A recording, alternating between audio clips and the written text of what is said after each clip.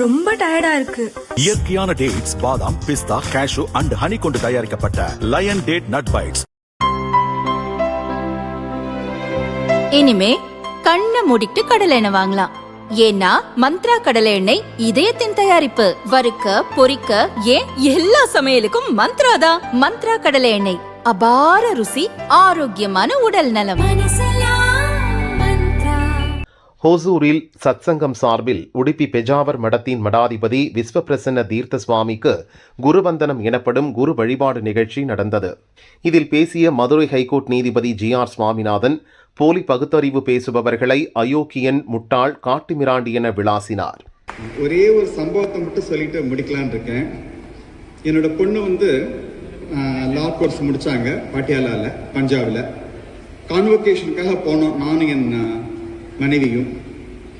சில மாதங்களுக்கு முன்னாடி பாட்டியாலால முடிச்சுட்டு நைட்டே டெல்லி ரிட்டர்ன் ஆகிடலான்னு முடிவு பண்ணோம். ஆனால் எல்லாருமே சொன்னாங்க, போகாதீங்க, வேண்டாம், போக வேண்டாம், ரொம்ப மிஸ்ட் ரொம்ப ஜாஸ்தியாக இருக்குது, டிராஃபிக் ரொம்ப மோசமாக இருக்குது, ஹைவேலாம் வேண்டாம் நாங்கள்.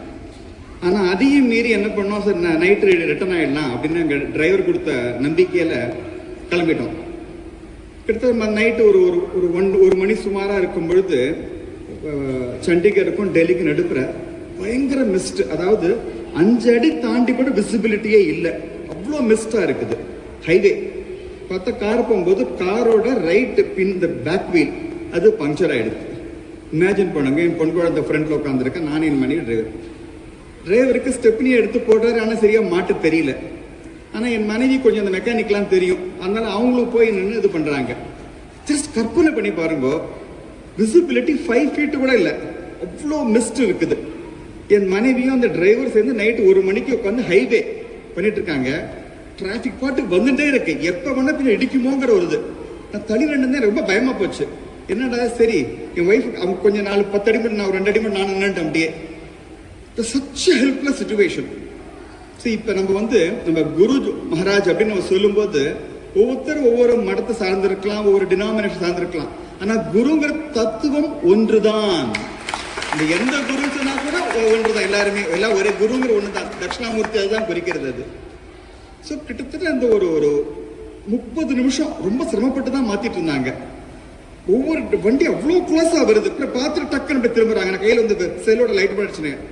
அந்த ஹெல்ப்லெஸ் சிச்சுவேஷன்ல குருநாதா குருநாதா குருநாதா குருநாதானா 30 நிமிஷம் என் வாயில குருநாதாங்கிறது வேற வார்த்தையே வரல எனக்கு. அது எதுக்கு நான் பாருங்களேன், நம்ம கடவுள் அப்படிங்கிறது ஒரு அப்டிராக்டான விஷயம் நான் பார்த்தல.